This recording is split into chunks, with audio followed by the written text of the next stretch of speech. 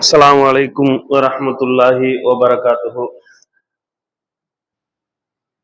அல்ஹம்துலில்லாஹி ரப்பில் ஆலமீன். அல்ஹம்துலில்லாஹ். அல்லாஹ்வுடைய கிருபை,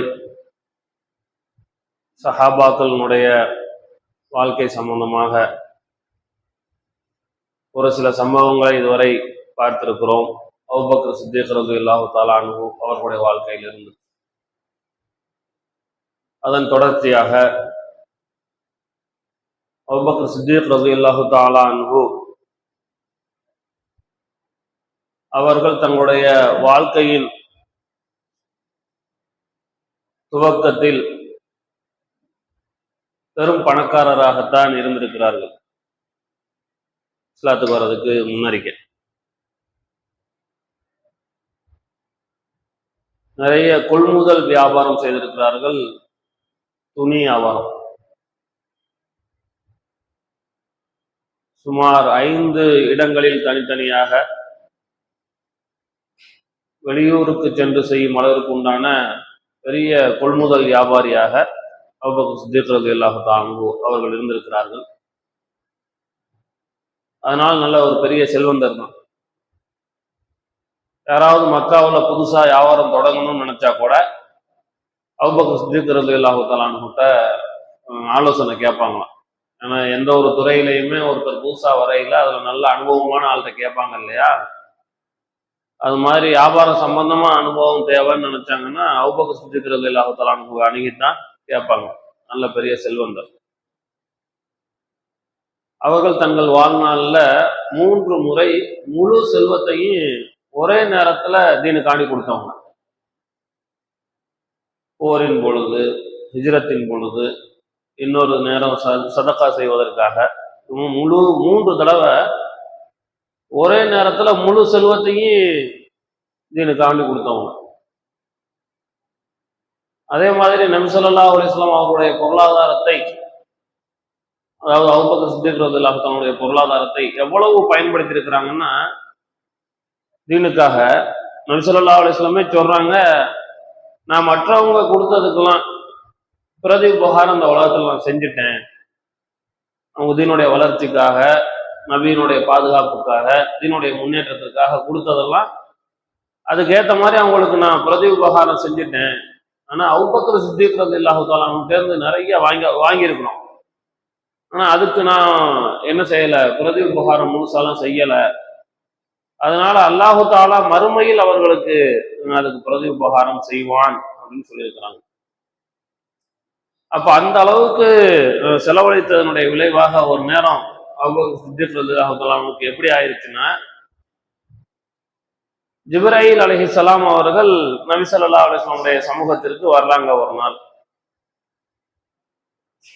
அபூபக்கர் சித்திக் ரலியல்லாஹு தஆலா நபியை பார்க்க வர்றாங்க.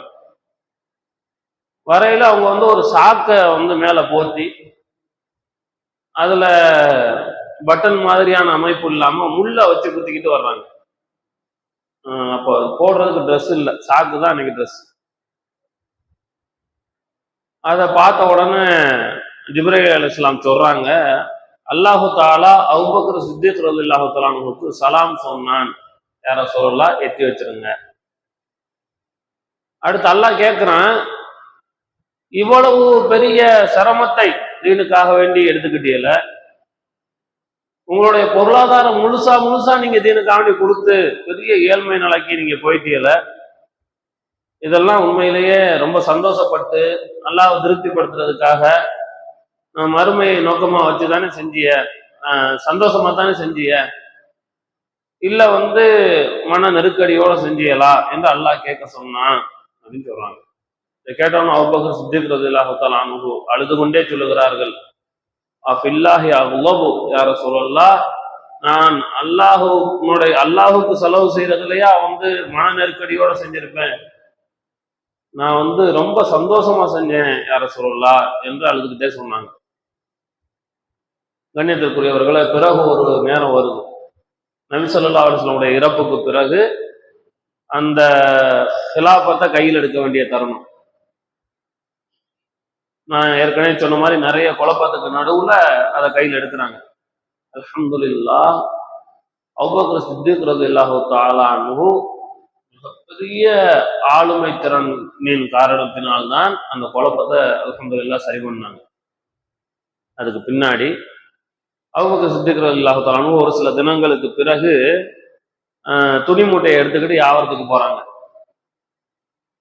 போகையில வழியில உமர் ரலியல்லாஹு தஆலா அன்ஹு பார்த்து, என்ன செய்றிய, நம்மளுக்கு கலீஃபாவுடைய வேலை நிறைய இருக்கு, அதை விட்டுட்டு நீங்க வியாபாரம் பண்ண போனா என்ன செய்யறது அப்படின்னு கேட்டா அவங்க சொன்னாங்க, நான் வியாபாரம் செய்ய போகலைன்னா எனக்குன்னு ஒரு குடும்பம் இருக்குது, அவங்களுக்குன்னு செலவுகள் இருக்குது, அதுக்கு நான் என்ன செய்யறது, அதனாலதான் நான் என்ன செய்யறேன், வியாபாரம் செய்யறதுக்காண்டி போறேன்னு சொன்ன உடனே, அப்படி நீங்க வியாபாரத்துக்கு போயிட்டா இந்த வேலையை கவனிக்க முடியாது, சரி வாங்க என்ன செஞ்சுக்கலான்ட்டு அந்நேரத்துல பெரிய ஃபக்கீஹாக இருந்த அபூ உபைதா ரலியல்லாஹு தஆலா அன்ஹு கிட்ட கூட்டிட்டு போறாங்க. கூட்டிட்டு போய் என்ன செய்யலாம் அப்படின்னு கேட்டா அவங்க சொல்றாங்க, இல்ல இவங்க சிலாபத்தினுடைய பணியைத்தான் கவனிக்க வேண்டும், இவங்களுடைய செலவினங்களுக்கான ஒரு தொகை ரொம்ப சொற்பமான தொகைய நிர்ணயம் பண்றாங்க.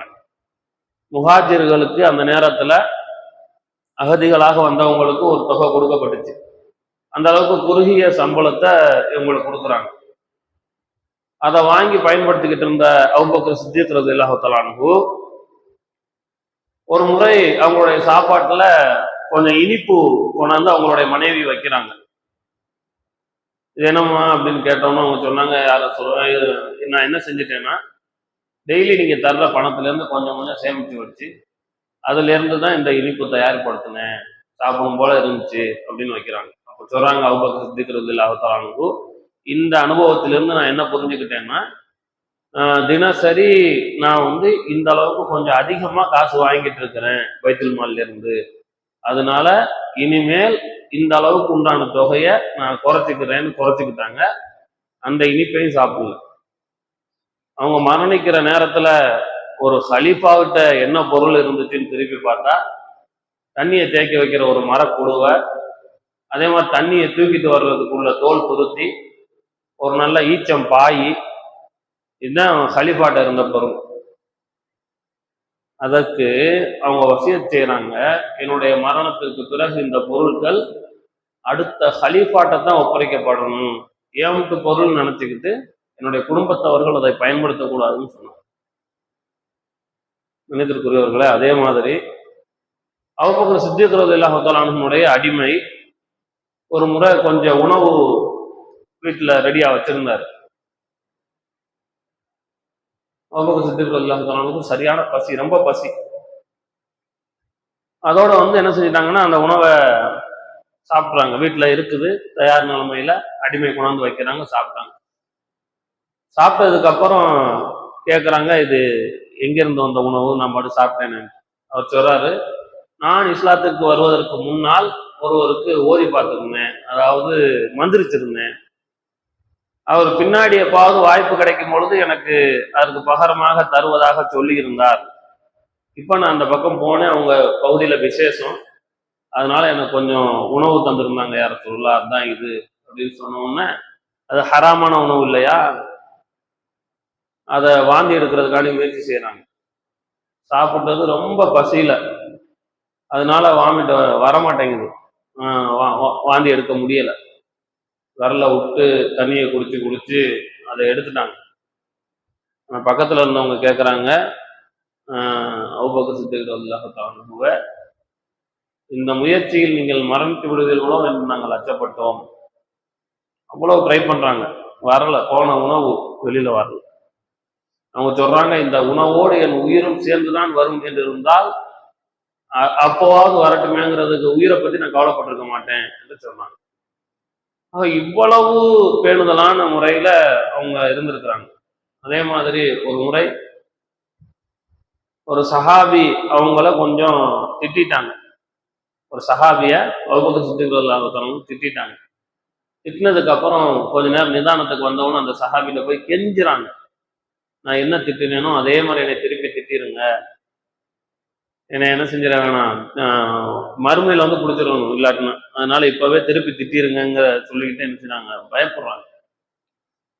ஆனா அந்த சஹாபி என்ன செய்யறாங்கன்னா, அபூபக்கர் சித்திக் ரலியல்லாஹு தஆலா கண்ணியம் தெரியும், அதனால அவர் திருப்பிலாம் திட்டல.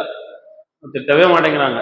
நபி ஸல்லல்லாஹு அலைஹி வஸல்லம் கிட்ட அபூபக்கர் சித்திக் ரலியல்லாஹு தஆலா அன்ஹு வந்து சொல்றாங்க, யார சொல்லலாம், நான் இன்னாரை இப்படி திட்டேன், அவர் என்னை திருப்பி திட்ட மாட்டேங்கிறாரு, கொஞ்சம் சொல்லி அவரையும் எனக்கு அதுக்கு பகரமா திட்ட சொல்லிருங்கன்னு சொல்லிட்டு கேட்கறாங்க.